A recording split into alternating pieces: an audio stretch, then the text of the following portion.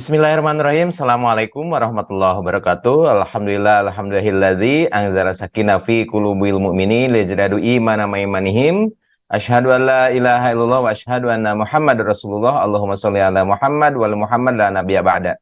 Sahabat MQ pagi semua yang menyimak di MQ TV, menyimak di radio MQ FM beserta seluruh jaringnya di Indonesia ini dan juga berbagai macam platform media sosial agim lainnya. Alhamdulillah pada pagi hari ini sebagian di antara kita, sebagian besar mungkin ya Ustadz, sebagian besar di antara kita sudah terbangun. Mungkin tadi malam insya Allah dalam keadaan tidur nyenyak, dan tadi malam juga insya Allah kita bisa menikmati bagaimana jamuan Allah berupa nikmatnya tidur. Tapi mungkin ini juga tidak terjadi pada sahabat-sahabat kita di belahan bumi sana, saudara-saudara kita yang mungkin pada malam tadi itu entah bisa tidur, entah tidak. Entah mungkin pemikirannya itu dihantui dengan berbagai macam kemungkinan kejadian. Apakah itu rumah yang runtuh, atau gedung yang hancur, atau serangan bom, atau mungkin bahkan kedinginan, kemudian tidak ada air, tidak ada makanan, atau adanya kegelapan. Coba suatu ketika kita bayangkan bagaimana jika saat kita tidur, kita dalam keadaan lapar, dalam keadaan haus, tidak ada makanan, dan mungkin tidak ada listrik juga ya. Jadi sahabat-sahabat semua, ketika kita bisa menyelami bagaimana kita merasakan sahabat-sahabat yang kemungkinan saat ini sedang diuji oleh Allah Subhanahu wa taala, mungkin empati kita itu akan lebih tinggi lagi.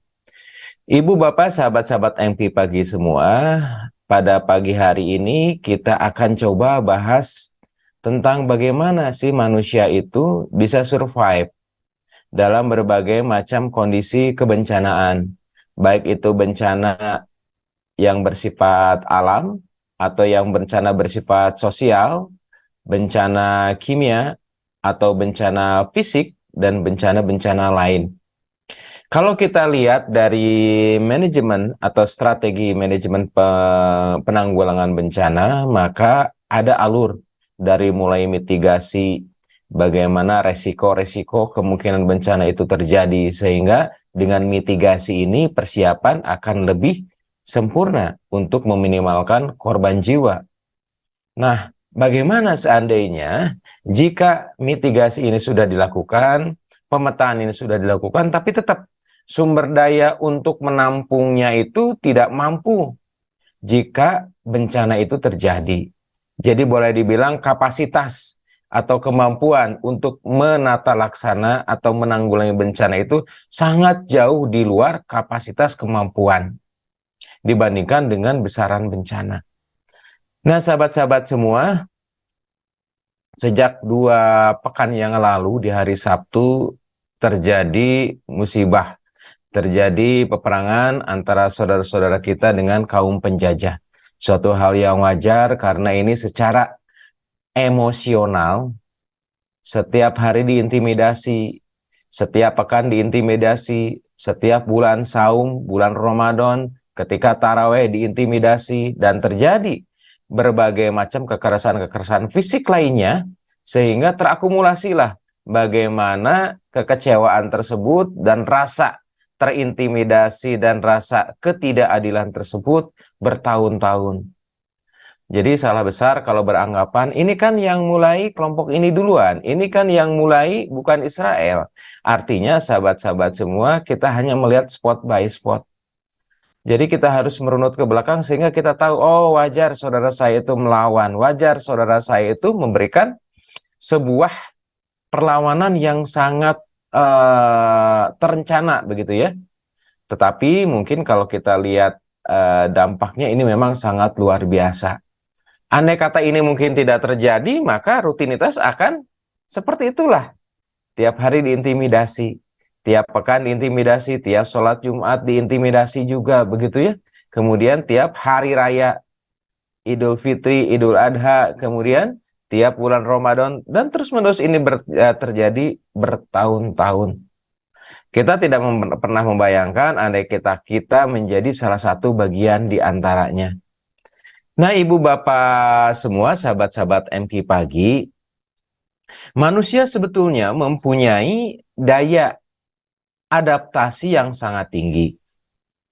Ketika dia diberikan beban yang tinggi, misalnya suatu saat tidak makan, tidak minum. Maka tidak makan, tidak minum di sini, tiap orang mempunyai perbedaan berapa lama dia bisa survive.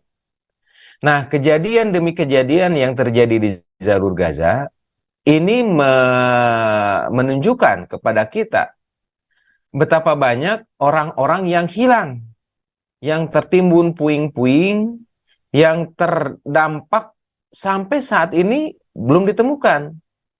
Bahkan kalau kita lihat dari data, sampai tanggal 19 bulan Oktober, itu yang hilang, yang tidak ditemukan, jumlahnya itu kurang lebih 13.000. Artinya ibu bapak semua mungkin di antara 3 pekan yang lalu ini, 13.000 saudara-saudara kita itu sebagian mungkin terjebak di dalam reruntuhan, di dalam puing-puing. Tetapi apakah saudara kita itu masih hidup? Wallahu alam. Beberapa kejadian yang menampilkan kepada kita bagaimana proses evakuasi ternyata tidak sederhana. Bayangkan kalau kita lihat bagaimana gedung misalnya 5 lantai kemudian ambruk, ya, kemudian di sananya dengan penuh orang, kita akan kesulitan bagaimana mengevakuasi orang yang terjebak dalam gedung tersebut. Gedung tersebut dilapisi misalnya dipenuhi dengan beton, material-material keras dan sebagainya, tidak mudah ibu bapak semua. Nah, kalaulah kita menjadi salah satu menjadi bagian bagaimana masyarakat Gaza itu mengalami korban, begitu ya, mungkin kita juga belum tahu apakah kita itu bisa survive atau tidak. Nah, ibu bapak semua, izin saya coba share screen di sini ya. Nanti insya Allah akan kita bersamai dengan Ustadz Fahrudin. Bagaimana perkembangan-perkembangan terkini sahabat-sahabat kita yang ada di jalur Gaza.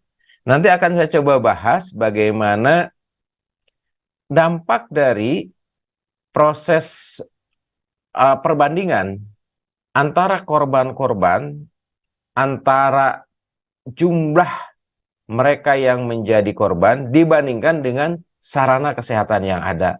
Berapa sih rumah sakit yang ada di jalur Gaza itu?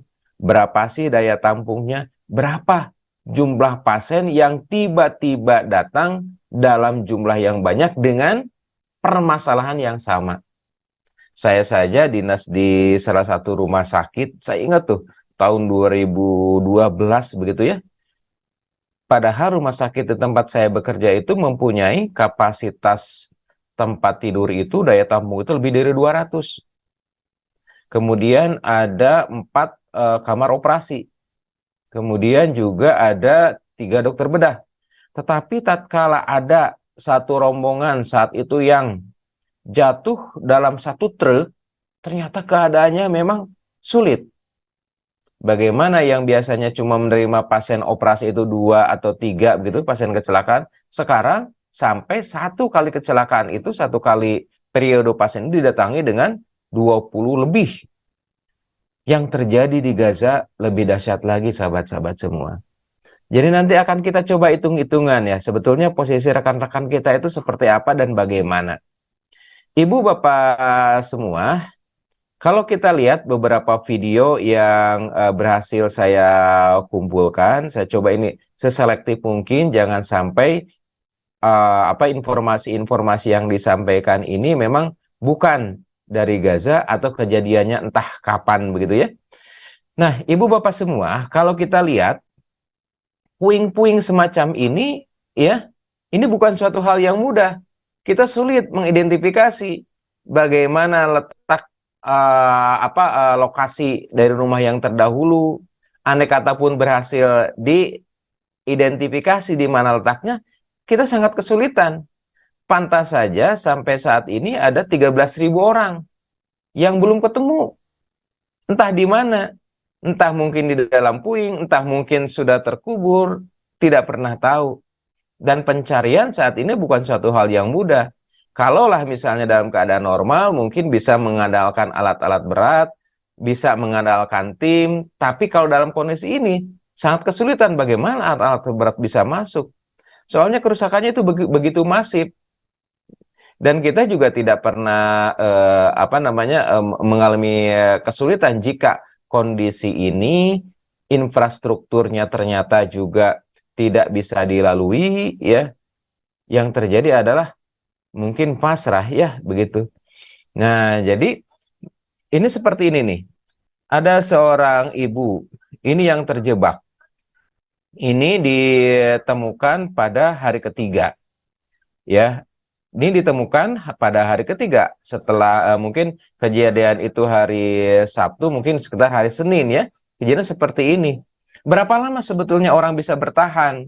Berapa lama orang bisa bertahan tanpa makan, tanpa minum? Ya, apa kalau misalnya yang harus dilakukan jika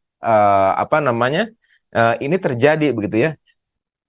Nah, ini korban yang berhasil diselamatkan dari puing-puing dari reruntuhan, tetapi mereka ini kehilangan, begitu ya, kehilangan orang tuanya. Ibu bapak semua, secara fisik manusia itu, ini penelitian tahun 2009, ya. Saya coba cari tahun 2022, ternyata hasilnya hampir sama. Manusia itu bisa hidup tanpa makan, tanpa minum, berkisar antara 8 sampai 21 hari, ya. Pada keadaan cuaca di mana suhu, kemudian kelembaban, seperti apa yang biasa dia terima, begitu. Banyak faktor yang menentukan bagaimana survival itu bisa berbeda setiap orang.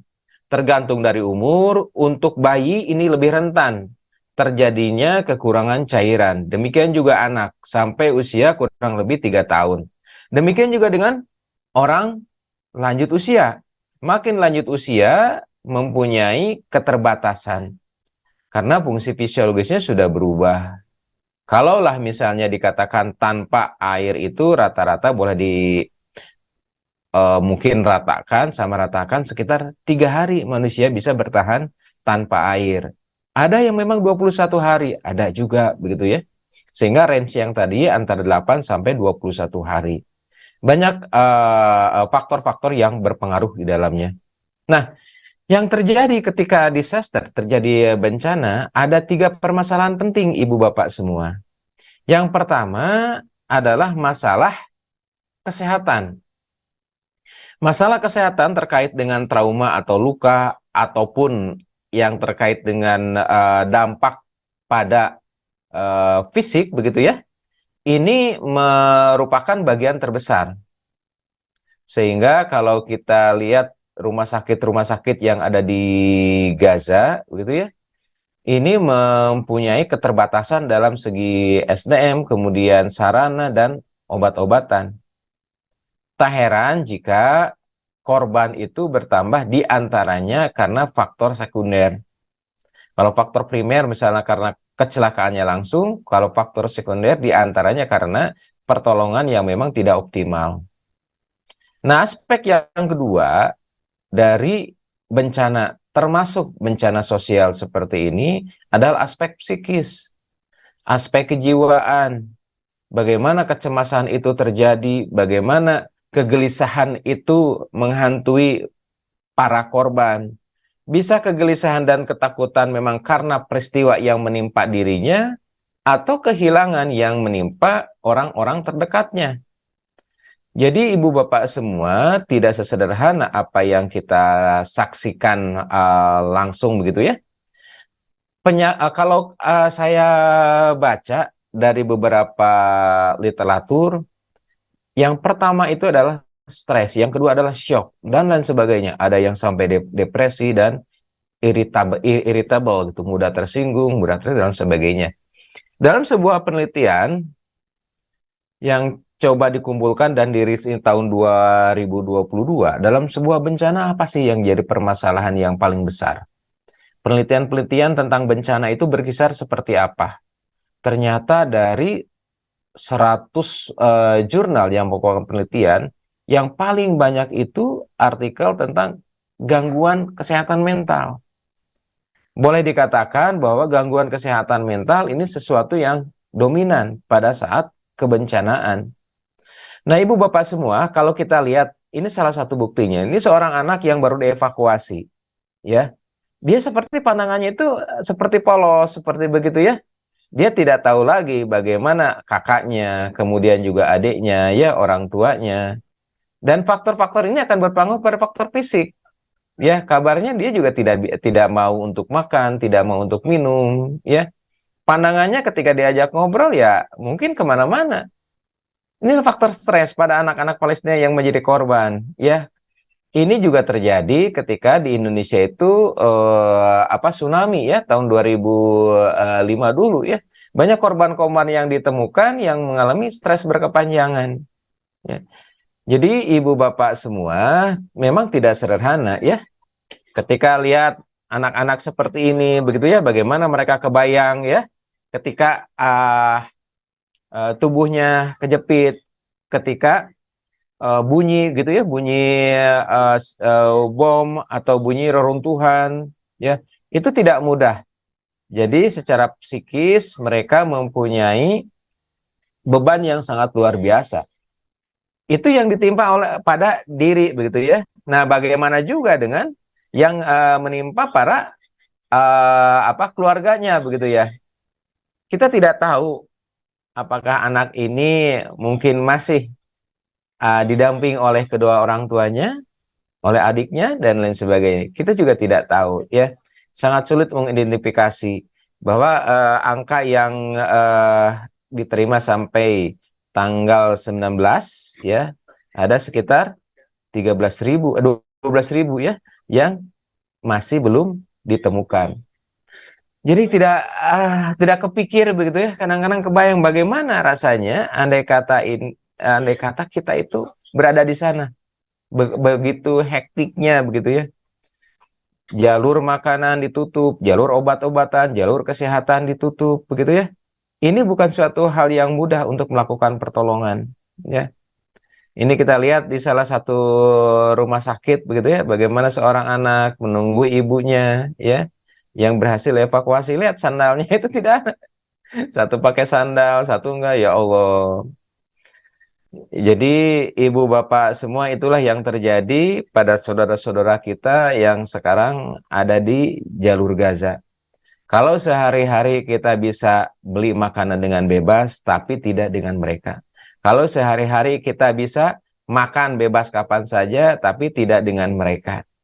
Rasa lapar mungkin akan memaksa apapun yang sekiranya bisa dimakan, ya memang mereka konsumsi. Ya. Jadi ini bukan hanya masalah kesamaan agama, ya kesamaan perjuangan.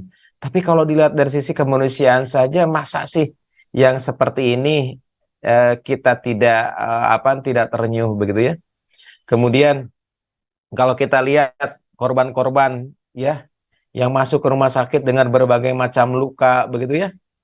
Ini juga mempunyai dampak tersendiri, baik dampak psikis pada anak, kemudian dampak psikis juga pada orang-orang yang memang terlibat di dalamnya. Betulkah pada orang yang terlibat di dalamnya? Betul, Ibu Bapak semua. Beberapa tenaga medis merasa syok. Bagaimana pasien yang datang itu begitu banyak gitu ya? Nanti kita coba lihat tayangannya. Betapa jumlah pasien itu begitu banyak dalam suatu waktu ya, suatu waktu yang tiba-tiba sehingga bingung begitu ya. Dan ini juga memang pernah terjadi, pernah saya alami juga. Itu baru sedikit, apalagi kalau betul-betul jumlahnya itu dalam jumlah yang banyak.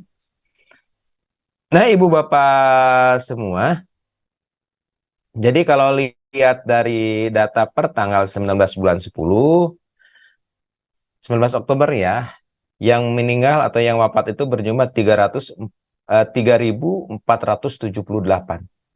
Termasuk kemarin yang wafat ketika rumah sakit tertua yang ada di jalur Gaza ya, Rumah Sakit Baptis atau disebut juga Rumah Sakit Al-Ahli Arab Hospital, rumah sakit tertua yang didirikan oleh Persekutuan Gereja-Gereja Misionaris dari Inggris, begitu ya. Itu rumah sakit didirikan tahun 1882. Ternyata rumah sakit itu juga terkena serangan bom. Dan saya coba baca informasinya, ada beberapa instalasi yang mengalami kerusakan yang ada di sana. Jadi ibu bapak semua,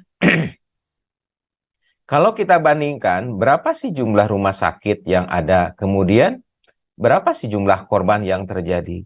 Kurang lebih seperti ini, ibu bapak semua. Fasilitas kesehatan yang ada di Gaza ini dalam bentuk rumah sakit sampai data yang saya dapatkan kurang lebih ada 13 rumah sakit. 13 rumah sakit yang paling besar adalah Rumah Sakit Al-Shifa. Ada juga Rumah Sakit Indonesia. Jadi 13 rumah sakit, kapasitasnya berapa? Rumah sakit terbesar adalah Rumah Sakit Al-Shifa. Kapasitas tempat tidurnya itu kurang lebih 200. 200 kapasitas tempat tidur. Yang lain itu rata-rata 100. Jadi kalau misalnya saja dirata-ratakan ini 100 tempat tidur, mungkin ada sekitar 1.300 tempat tidur. 1.300 tempat untuk dirawat. Berapa korbannya? Ya, korbannya itu ibu bapak semua, kalau kita lihat dari data sampai tanggal 19 kemarin, korban lukanya itu kurang lebih ada 12.000. Satu rumah sakit yang kapasitasnya 100 itu harus menampung rata-rata 1.000 orang. Bagaimana keadaannya? Jadi kalau misalnya dalam sebuah proses bencana, memang kita menolong yang kemungkinan harapan hidupnya itu paling besar. Jadi kalau harapan hidupnya mungkin tipis atau kecil, mungkin tidak menjadi prioritas untuk jadikan pertolongan. Kalau di apa namanya manajemen bencana itu seperti itu. Jadi menyelamatkan sebanyak-banyaknya. Jadi makanya ada konsep triase, ya. Bagaimana memilah gitu ya pasien yang mempunyai harapan hidup, itulah yang diberikan fasilitas dan pertolongan lebih lanjut. Nah, ini rumah sakit terbesar ya di jalur Gaza. Ada bagian penyakit dalam itu 100, kemudian bagian anak itu 500, bagian bedah itu 70 punten. Kemudian bagian bedah itu 50 tempat tidur, kemudian bagian mata dan ginekologi. Ini jumlahnya ini yang paling besar Ibu Bapak semua. Rata-rata yang lain itu 100 tempat tidur. Jadi kalau 100 tempat tidur pada saat bencana itu, misalnya kemarin rumah sakit Baptis, di rumah sakitnya saja yang kapasitasnya itu sekitar 100 tempat tidur ya, terjadi kecelakaan, terjadi korban sekitar 500. Bagaimana mungkin rumah sakit itu bisa melakukan pertolongan dengan optimal gitu ya. Nah, ini Rumah Sakit Indonesia. Rumah Sakit Indonesia didirikan tahun 2011 begitu ya. Tahun 2011. Rumah sakit ini didirikan oleh berbagai bantuan dari masyarakat Indonesia, termasuk di sini PMI, kemudian juga dari Muhammadiyah diantaranya begitu ya. Diresmikan pada tahun 2016. Nah, di sini juga sama, mempunyai 100 tempat tidur, kemudian 4 kamar operasi, 10 ruang bed ICU ya. Dan kalau kita lihat apa namanya rumah sakit ini juga kabarnya kemarin terkena dampak ya. Nah, jadi kalau misalnya kedatangan pasien ya tiba-tiba dalam jumlah yang banyak begitu ya di hasil evakuasi, nah, kita juga agak kesulitan begitu ya. Bahkan pada pekan kedua ya, saya dapat kabar dari seorang teman yang ada di sana, justru rumah sakit itu dipenuhi oleh jenazah. Nah, ibu bapak semua, inilah yang terjadi. Kalau kita bertindak sebagai manusia saja, ya, masa sih tidak ada sesuatu yang terasa pada diri dan hati kita? Kemarin ada yang merilis berapa banyak sahabat-sahabat kita, para dokter, para perawat yang menjadi korban di sana. Datanya, punten, ada data perawat, kemudian ada dokter gigi, kemudian ada dokter anestesi yang wafat juga di sana. Ada dokter bedah plastik yang wafat juga di sana. Kemudian kalau kita lihat dokter gigi juga ada yang wafat. Kalau kita lihat dari segi jumlah, memang jumlahnya itu tidak jumlah dokternya juga tidak banyak, begitu ya. Tambah lagi misalnya dengan yang wafat, maka SDM yang dimiliki untuk pertolongan itu ternyata juga semakin semakin berkurang. Nah, Ibu Bapak semua, inilah salah satu kecemasan yang terjadi pada saat itu. Ini minggu kedua katanya ya. Ini situasi rumah sakit, bagaimana pasien itu datang silih berganti ya. Pasien-pasien korban seperti ini. Jadi kalau dihadapkan dengan jumlah seperti ini salah seorang dokter ahli bedah ya, ahli bedah plastik. Bagaimana menggambarkan ketika dia habis melakukan tindakan operasi, kemudian beliau jaga jalan juga ke IGD, ternyata ada korban lagi, masuk ke kamar operasi lagi, dan lain sebagainya. Artinya, Ibu Bapak semua, dokter bedah yang menangani para korban ya, di mana korbannya itu kebanyakan kasus-kasus yang memerlukan tindakan operasi, dan rata-rata kapasitas kamar operasi di tiap rumah sakit itu rata-rata 4 ya. Hampir jarang yang nyampe 10 kamar operasi begitu ya. Nah, inilah yang terjadi. Jadi Ibu Bapak semua, kalau kita perhatikan ya, itulah yang mungkin menjadi bahan perenungan bagi kita. Baik, Ibu Bapak semua, kita akan berbincang dengan Pak Ustadz Fahrudin. Assalamualaikum Ustadz. Waalaikumsalam warahmatullahi Itu wabarakatuh. Ustadz beberapa yang bisa saya rangkum Ustadz. Beberapa kejadian yang memang beserta kapasitas yang ada di jalur Gaza ini.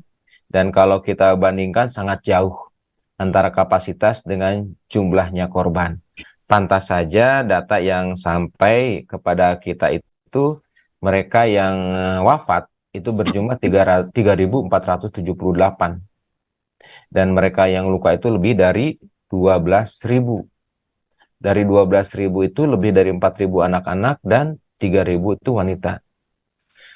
Bagaimana Ustadz perkembangan yang mungkin Baik, apa yang baik. bisa kita lakukan, apa yang sudah kita lakukan, yang mungkin diamanahi ya kepada kita, salah satunya oleh kepada Darut Tauhid, baik itu wakaf ataupun Darut Tauhid Peduli. Silakan Ustadz, ada Ya, yang ya. disampaikan perkembangannya Ustadz. Baik, baik. Terima kasih, Dr. Asep, Bapak Ibu yang baik. Subhanallah ya. Kalau kita menyaksikan video-video tadi sudah disampaikan oleh Dr. Asep dan juga informasi terkait dengan perkembangan saat sekarang ini, saudara-saudara kita yang ada di Palestina ini sungguh sangat luar biasa. Maka langkah konkret apa nih yang memang tidak boleh tidak untuk kita lakukan? Yang pertama tentu saja jangan lupa setiap saat minimal selepas kita melaksanakan sholat, kita ingat saudara-saudara kita yang ada di Palestina, kemudian kita berdoa kepada Allah Subhanahu wa Ta'ala, karena inilah yang menjadi kekuatan terbesar adalah doa. Doa senjatanya orang-orang yang beriman. Iya, iya, Bisa iya. jadi kita tidak bisa langsung memberikan bantuan moral maupun material, terutama sekali material, tidak semua orang diberikan kemampuan oleh Allah Subhanahu wa Ta'ala. Tapi kalau dorongan doa, saya kira semua orang, semua di antara kita bisa melakukan itu. Itu yang pertama. Yang kedua adalah pastikan juga sisihkan ya untuk saudara-saudara kita yang ada di Palestina. Jadi termasuk informasi Bapak Ibu yang baik, Dr. Asep, alhamdulillah kita di sana punya ambulan ya, Ya, ambulan ambulan Ustadz ya, ambulan yang bersama keliling. dengan Odos itu Ustadz ya. Betul, betul. Alhamdulillah ambulan ini betul-betul sangat bermanfaat saat sekarang ini karena ambulan ini bisa mobile kemana-mana, kita bisa menjemput bola karena tidak semua pasien tersebut bisa datang ke rumah sakit karena kadang-kadang akses dari lokasi sampai ke rumah sakit cukup jauh sementara kendaraan tidak ada, sehingga ambulan inilah yang kemudian standby di beberapa tempat titik-titik yang memang di situ banyak masyarakat yang terkena dampak dari bom tersebut. Sehingga ini sangat efektif sekali. Kemudian yang kedua adalah yang mudah-mudahan ini juga terus dijaga oleh Allah Subhanahu wa taala adalah sumber air ini, Dok. Oh Karena iya, air bersih Ustadz ya. air bersih Iya. betul. Jadi kalau Ini, tidak makan tadi kita mm-mm. bisa kuat berapa hari, Dok? Tuh, Iya, bisa sampai kalau nggak makan itu bisa sampai 21 hari Ustadz. Tapi 21 kalau hari. nggak Tapi minum, kalau tidak ya itu bisa minum, hanya bertahan mungkin antara 3 sampai 8 hari. subhanallah. Jadi kita juga bersyukur kepada Allah. Alhamdulillah ini berkah bantuan dari Bapak Ibu yang baik. Alhamdulillah di sana kita juga punya pabrik air yang Pabrik pengolahan alhamdulillah air ya Ustadz ya. betul. Jadi air minum, alhamdulillah mudah-mudahan kita juga berdoa kepada Allah mudah-mudahan air ini juga tidak terkena dampak ya karena Mudah-mudahan aman ya. aman mudah-mudahan Baru karena dibikin Ustadz. Masya Allah. subhanallah Jadi informasi sebagai terakhir gambaran Ustadz, betul jadi betul. ibu bapak semua, sumber air yang ada di Gaza ini dari penelitian Kementerian Kesehatannya, karena beberapa sahabat pernah ke Gaza, kemudian juga pernah bertemu ya Ustadz ya, yang Ya dari betul. Gazanya itu ke Bandung, kita banyak diskusi di sana. Salah satu permasalahan terbesar adalah masalah air bersih. Ya. Masalah air bersih ini ada 3 faktor.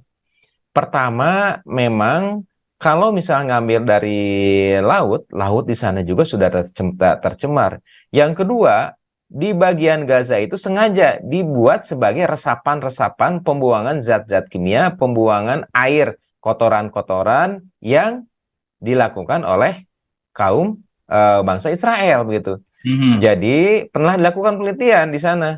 Bagaimana air minum yang bersumber dari air tanah itu 80%, 80% ya kalau nggak salah dulu kita Ya diskusi. betul betul Lebih dari 80%. 80% ya, lebih dari 80% itu tidak layak untuk minum. Tidak layaknya itu karena banyak berbagai zat kimia yang membahayakan terutama bagi otak dan ginjal.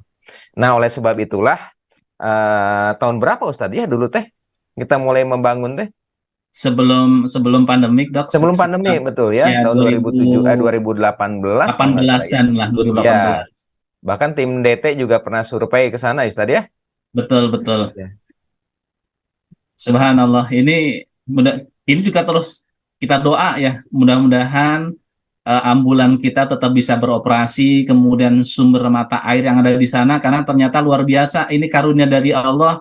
Jadi sumber mata air kita diakui dan alhamdulillah tidak terkena dampak zat kimia tadi ya, itu Iya, sudah dilakukan alhamdulillah. penelitian sehingga mata air kita di sana mudah-mudahan juga menjadi bagian karunia dari Allah untuk bisa membantu saudara-saudara kita yang ada di Palestina, insya Allah. Itu dorongan doa dan dorongan mudah-mudahan kita juga bisa membantu ya melalui program-program yang dilaksanakan oleh teman-teman di DT Peduli. Ya, jangan lupa sisihkan untuk saudara-saudara kita yang ada di Palestina di sana. Jadi ada 2 program yang diselenggarakan oleh Darut Tauhid secara nasionalnya Darut Tauhid, yaitu bagaimana kita membantu saudara-saudara kita dengan konsep adalah tanggap darurat. Hari ini apa yang bisa kita lakukan? Ya, Iya, iya, iya. alhamdulillah kita juga ada Bang Onim di sana, Dok ya. Bang Iya, Onim iya, iya. di Indonesia yang sangat komitmen dan istrinya juga orang Gaza ya. Jadi insya Allah beliau karena ada di posisi ada di dalam punya relasi yang cukup banyak. Selama ini bantuan-bantuan kita walaupun mungkin masuk dari berbagai pintu agak sulit, tapi alhamdulillah syariatnya melalui beliau diberikan kemudahan-kemudahan oleh Allah, bantuan kita bisa masuk ke Gaza, termasuk informasi terakhir kemarin tentang santri-santri kita yang ada di sana, santri Baitul Oh, Quran. santri Baitul Quran ya, Ustaz ya. Betul. Itu Alhamdulillah informasinya aman dok, insya Allah di santri-santri Baitul alhamdulillah Quran di ya. sana aman. Jadi Ibu Bapak semua ingat ketika pengadaan ambulans dulu ya, ada price list harga-harganya gitu ya. Masya Allah Betul. itu harganya luar biasa. Yang mungkin di kita itu misalnya tabung oksigen, Ibu Bapak semua. Tabung oksigen yang di kita itu bisa dibeli dengan harga 700.000 sampai 1.200.000. Di sana itu bisa nyampe 20 juta. Saya Iya, telusuri kenapa ini sampai 20 juta ya. 21 kalau nggak salah ya. Saya telusuri kenapa sampai 21 juta. Nah, ternyata untuk dalam tanda kutip bea masuk yang dikutip oleh Israel itu bisa sampai 2-4 kali lipat. iya betul Kemudian betul. saya juga berbicara dengan teman-teman yang ada di BSMI, Bulan Sabit Merah Indonesia, karena saat itu pengadaannya hampir sama, Ustadz, Betul dengan kita gitu ya, dengan DT betul. Peduli. Ternyata memang untuk sekelas mobil H1 itu apa H1 teh? Hyundai Ya, ya, yang panjang itu ya ya, yang panjang itu ya H1 itu ya bisa sampai sekitar 2 M. iya. Masya Allah.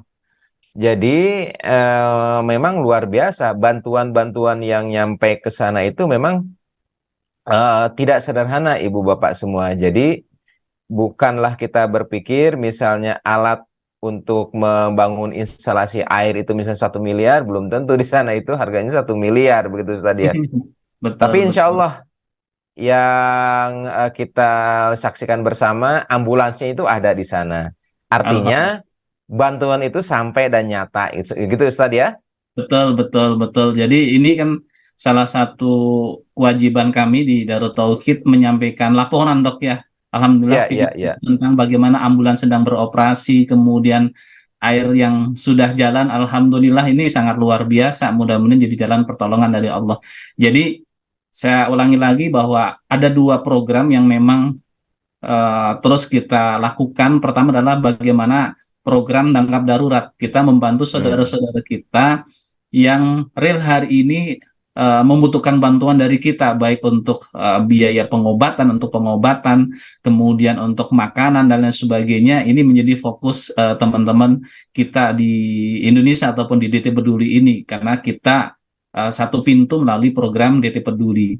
Yang kedua, kita punya program jangka panjang nih Bapak Ibu dokter, bahwa Ya, ternyata ketika berbicara tentang kebutuhan saudara-saudara kita di Palestina itu bukan hanya hari ini saja, tapi terus mereka membutuhkan bantuan ya, dari ya, ya, kita. ya, betul, Ya, betul. bagaimana ini bagi mereka adalah ladang syabar, ujian dari Allah Subhanahu wa taala, bagi kita adalah ladang syukur, syukur kepada Allah. Allah berikan kepada kita menjadi orang-orang yang dipilih oleh Allah menjadi jalan mereka bisa secara syariat bisa mendapatkan Hmm. pengobatan yang baik, bisa mendapatkan makanan dan kebutuhan-kebutuhan pokok syariatnya, tentu saja bantuan-bantuan dari kita, karena mereka fokusnya bagaimana, fokus untuk ya mempertahankan dirinya karena tadi dijajah ya, karena dijajah bagaimana mereka bisa mempertahankan dirinya, sehingga program kita yang jangka panjang adalah kita buka yang namanya program wakaf uang. Nah, Oh, kenapa Kapuang ini Ustaz ya. program wakaf uang dok? Karena ketika berbicara wakaf itu kan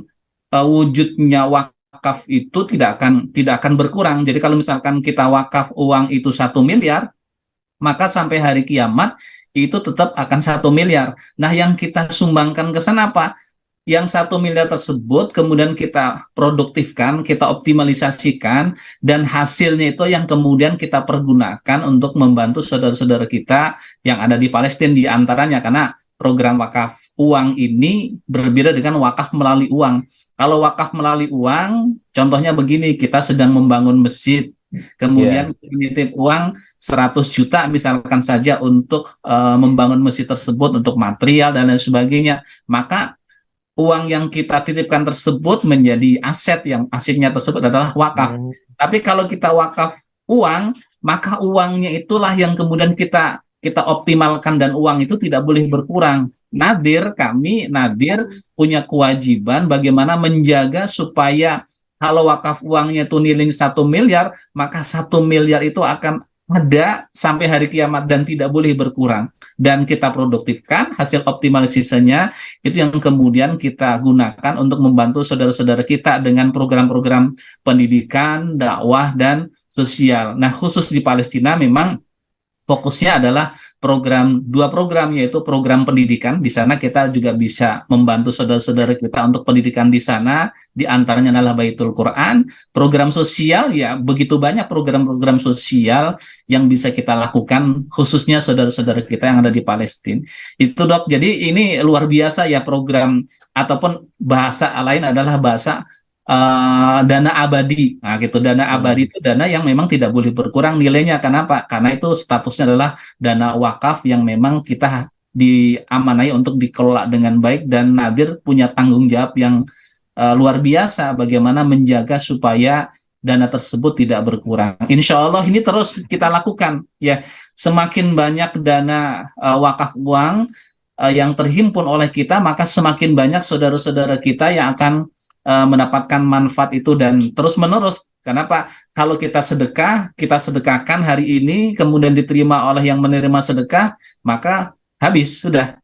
Tapi kalau kita berwakaf, khususnya wakaf uang ini, tidak akan pernah habis, karena yang disedekahkan itu bukan wujudnya wakaf uang tersebut ataupun uang tersebut, tapi yang akan kita berikan adalah hasil optimalisasi dari uang yang memang diwakafkan tersebut. Ini Iya. satu program yang mudah-mudahan menjadi pertolongan dari Allah, kita terus-menerus bisa membantu saudara-saudara kita, wabil khusus saat sekarang ini adalah yang ada di Palestina. Jadi konsentrasi kita adalah untuk wakaf uang ini. Memang tidak terikat hanya saudara-saudara kita yang di Palestina saja, ya, tapi prioritas utama kita untuk program ini adalah nanti untuk saudara-saudara kita yang ada di Palestina. Itu Dok, insya Allah mudah-mudahan menjadi Iya, bagian karunia dari Allah, ladang amal bagi kita semuanya, insya Allah. iya, baik Ustadz.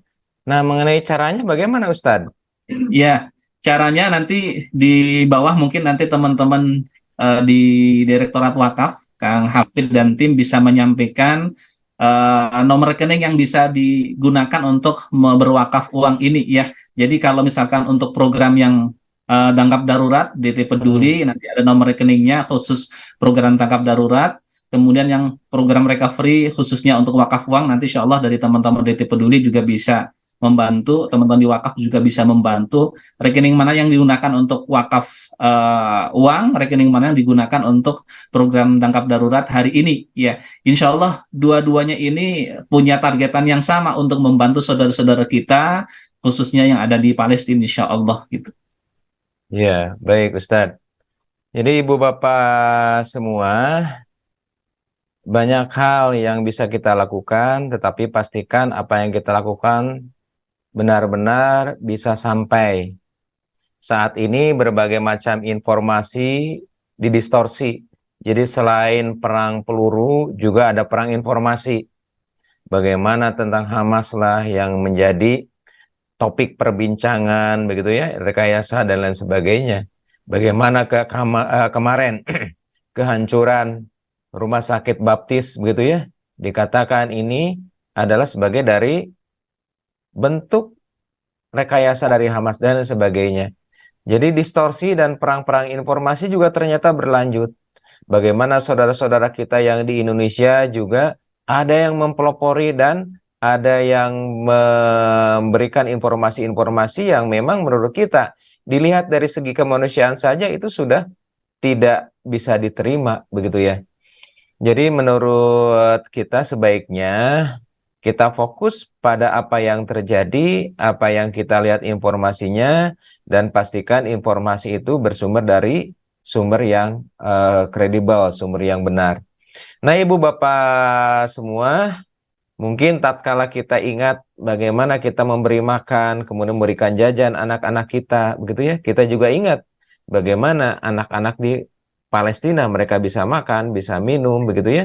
Ketika kita lihat bagaimana anak-anak kita bisa bersekolah, tetapi mungkin ini tidak terjadi pada anak-anak Palestina yang ada di Gaza khususnya. Ibu bapak semua, kalau kita lihat ya, memang kekuatan yang diberikan kepada orang-orang yang memang teruji, ini sangat luar biasa. Jadi ketika kita saksikan bagaimana tubuh mereka terluka, gitu ya. Ada sebuah video yang coba saya tampilkan ketika orang tersebut kena luka, luka bakar begitu ya. Luka bakar dan luka iritasi. Luka iritasi, luka lecet di berbagai macam tubuhnya. Kalau kita lihat mungkin terasa pedih begitu ya. Tetapi dengan melantunkan asma-asma Allah, luka tersebut bisa tidak terasa. Dan ini kejadian sudah berkali-kali yang terjadi di sana. Ibu bapak semua, barangkali ada yang disampaikan lagi oleh Kang Ihsan, oleh siapa Ustadz? Atau sedikit menguatkan lagi, Dok? Mangga, mangga. Ya, baik Bapak Ibu yang baik. Dalam Al-Quran surat As-Saff ya, surat As-Saff ayat 10, Allah menawarkan satu perniagaan. Ya ayyuhalladzina amanu hal adullukum ala tijaratin tunjikum min adabin alim. Hei orang-orang yang beriman, maukah aku tunjukkan kepada kalian satu perniagaan yang keuntungannya itu tunjikum min adabin alim. Kita akan diselamatkan dari panasnya api neraka. Jadi kalau kita berbisnis dengan manusia, keuntungan yang kita dapatkan paling hanya berapa persen dari modal yang kita tanamkan. Tapi kalau kita bisnis dengan Allah, maka keuntungan yang kita dapatkan itu tidak bisa diukur dengan ukuran dunia. Apa bisnis yang Allah tawarkan kepada kita? Tu'minuna billahi wa rasulihi wa tujahiduna fi sabilillahi bi amwalikum wa anfusikum. Kita beriman kepada Allah, beriman kepada Rasulullah, dan kita jihad dengan harta yang Allah titipkan kepada kita, ya, dan jihad dengan diri-diri kita. Kalau kita jihad dengan poin yang keempat, dengan diri-diri kita, mungkin khususnya untuk ke Palestina itu tidak memungkinkan karena ada aturan-aturan yang mengikat. Kita tidak boleh kemudian ramai-ramai orang Indonesia datang ke Palestina bawa bedok, bawa palu, bawa alat-alat, tidak memungkinkan, ada aturan yang mengikat. Tapi ada bisnis yang Allah tawarkan kepada kita yang sangat memungkinkan untuk bisa kita lakukan, yaitu tujahiduna fi sabilillahi bi amwalikum wa anfusikum, dengan harta-harta yang Allah titipkan kepada kita semuanya. Ini saatnya kita bisnis ya dengan Allah, yaitu dengan harta-harta yang Allah titipkan kepada kita. Buahnya ternyata ya, kalau kita melihat dari berbagai tafsir Al-Qur'an tentang bisnis yang Allah tawarkan kepada kita, yang tunjikum min adabin alim, diselamatkan dari panasnya api neraka, itu bukan hanya neraka nanti di akhirat saja, tapi neraka dunia pun akan Allah berikan atau Allah hindarkan kepada kita, ya, diselamatkan dari nerakanya dunia. Apa itu? As-sakinah, ketenangan. Jadi kalau kita bisa ataupun kita membantu orang lain, saudara kita, maka buahnya kita diberikan ketenangan hidup oleh Allah Subhanahu wa taala, dan itu yang paling mahal. Uangnya banyak kalau tidak tenang, ya buat apa, kan begitu? Lebih baik uangnya banyak dan tenang, pasti yang diinginkan seperti itu.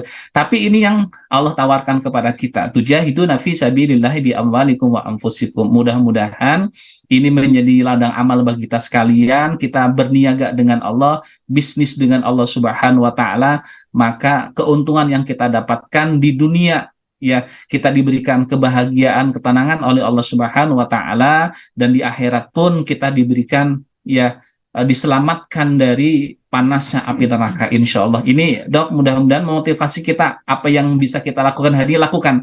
Ketika kita berniat untuk berbuat kebaikan, jangan ditunda-tunda. Lakukan, lakukan, dan lakukan. Karena apa?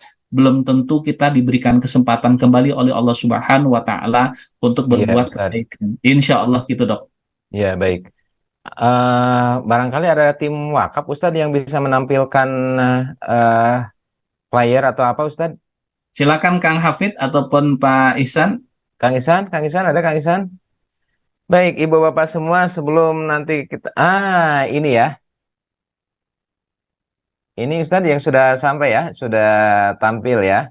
Alhamdulillah. Jadi Ibu Bapak semua, ketika kita lihat saudara-saudara kita menjadi korban seperti itu, jadilah bagian bagaimana kita itu bisa mengurangi penderitaan-penderitaan yang ada di sana, dan jadilah kita bagian sebagai yang mencatatkan diri kita berpihak pada saudara-saudara kita.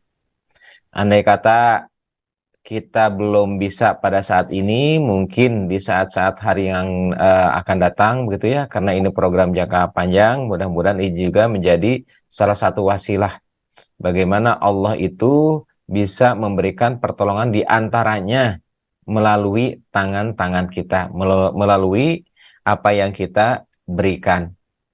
Ibu bapak semua, ketika kita berbicara tentang Palestina, memang tidak ada habis-habisnya. Inilah salah satu ladang untuk jihad kita pada saat ini. Ada yang mengatakan kok jauh-jauh ke Palestina, tetangga kita aja kelaparan. Iya, tetangga kita juga harus tolong. Dan tetangga kita yang jauh, tetangga seakidah juga itu merupakan bagian dari yang harus kita perhatikan dan yang harus kita tolong. Ibu bapak semua, alhamdulillah kita sudah sampai di akhir acara ini. Dan Ustadz Punten, pada akhir acara ini saya ingin juga menyampaikan ya. Saya ingin menyampaikan saya punya buku ini, ibu bapak semua, ini tidak banyak. Dan salah satu buku bestseller ya. Bagi ibu bapak yang berminat, insya Allah berapapun, insya Allah ini 100% akan masuk ke rekening Darut Tauhid Peduli untuk Palestina. Jadi ini adalah buku yang disusun ya, bagaimana 7 keajaiban kesembuhan, dan ini edisinya terbatas. Ini edisi yang ditandatangan langsung oleh saat itu ya, diantaranya oleh saya, kemudian oleh Agim. Nanti ibu-ibu bapak terserah nanti yang dapatnya yang mana, saya juga tidak tahu begitu ya. Dan buku ini hanya ada 50 eksemplar.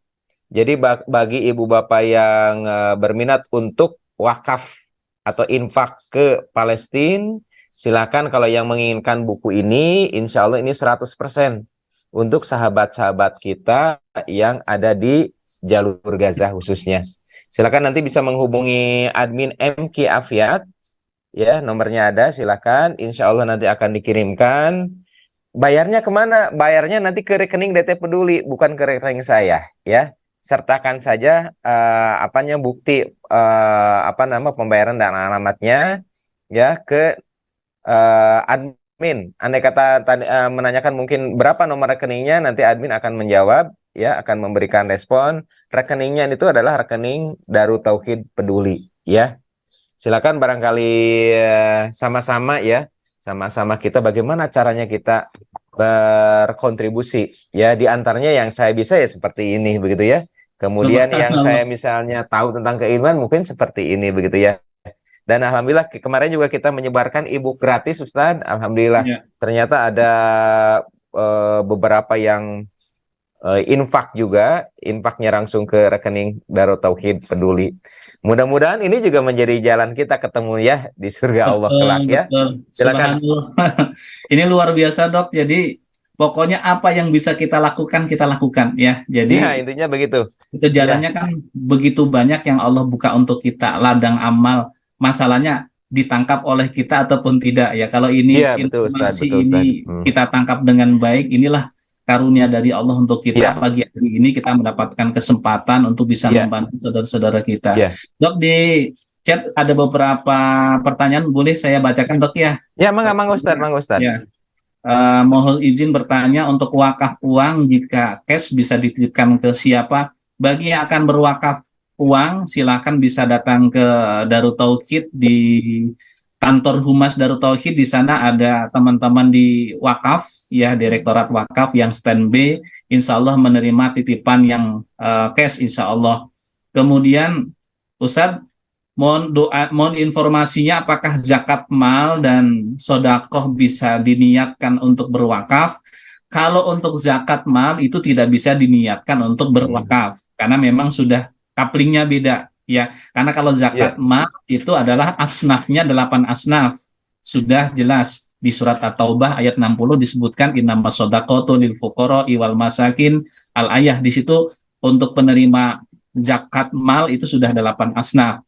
Tapi kalau untuk sodakoh itu bisa diniatkan untuk berwakaf karena kan istilah yang paling luas ya menggunakan kalimat sodakoh. Nah, sodakoh sunnah diantaranya adalah berwakaf. Bahkan kalau kita melihat dalam hadis itu kalimat perintah untuk berwakaf itu menggunakan kalimat sodakoh. Inna idza mata ibnu Adam in qata'a amaluhu illa min salasin sodakotin jariyatin. Sodakoh jariyah. Para ulama sepakat bahwa kalimat sodakoh jariyah adalah berwakaf. Jadi kalau untuk zakat nanti alurnya adalah masuk ke teman-teman DT Peduli, insya Allah akan didistribusikan ke 8 asnaf. Kemudian wakaf nanti dikelola oleh Direktorat Wakaf. Jadi kita ada pertanggungjawaban yang berbeda. Kalau kami di wakaf itu kepada Badan Wakaf Indonesia, kalau DT Peduli adalah kepada Badan Amil Zakat Nasional, karena memang di sana ada pertanggungjawabannya. Dan diaudit dua-duanya adalah diaudit. Kenapa?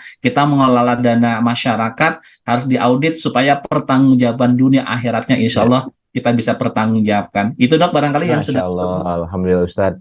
Nah, kalau dengan Ustadz enaknya begini Ustadz, jadi ada yang jawab langsung. Masya Allah, Alhamdulillah, Alhamdulillah, Masya Allah. Jadi Ibu Bapak semua, kita bergerak apa yang kita bisa. Dengan jari-jari kita bisa berjihad. Dengan jari-jari kita bisa membanjiri informasi-informasi positif tentang Palestina. Jangan anggap enteng hal seperti ini suatu hal yang ringan ya. Tetapi tatkala dibanjiri dengan nilai-nilai positif tentang saudara-saudara kita di Palestina, ini juga akan membuat sebuah nuansa yang sangat menyejukkan mungkin bagi sahabat-sahabat kita di Palestina. Jangan mudah untuk terdistorsi informasi, begitu ya. Jadi silakan untuk yang berwakaf, dan saya nggak bosan nih. Ini jihad saya salah satunya lewat ini Ustaz. Betul Dok. Kemarin juga alhamdulillah yang apa namanya kita bagikan e-book seperti ini ya. Jadi insya Allah ini buku disusun Ustadz, nggak apa-apa ini promosi, bukan untuk saya, ada memang nyata ya. Buku ini disusun dari hasil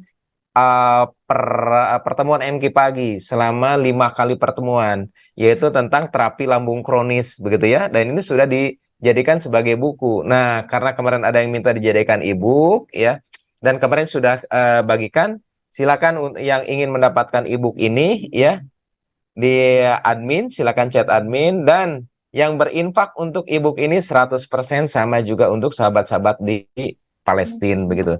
Ustadz sudah jam 6 tepat, semoga apa yang kita sampaikan pada saat ini Allah lindungi dari berbagai macam kekeliruan.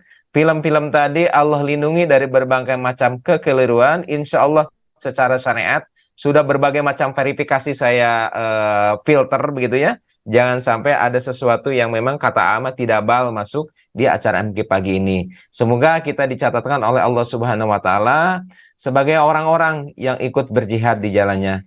Kita tutup Ustaz ya dengan doa kafaratul majelis. Subhanakallahumma wa bihamdika asyhadu an la ilaha illa anta astaghfiruka wa atubu ilaik. Assalamualaikum warahmatullahi wabarakatuh. Waalaikumsalam warahmatullahi wabarakatuh. Hatur nuhun Dok, mudah-mudahan berkah Bapak Ibu yang baik. Terima kasih semuanya. Mudah-mudahan Ya, amin Ustaz. amal bagi kita semuanya insya Allah.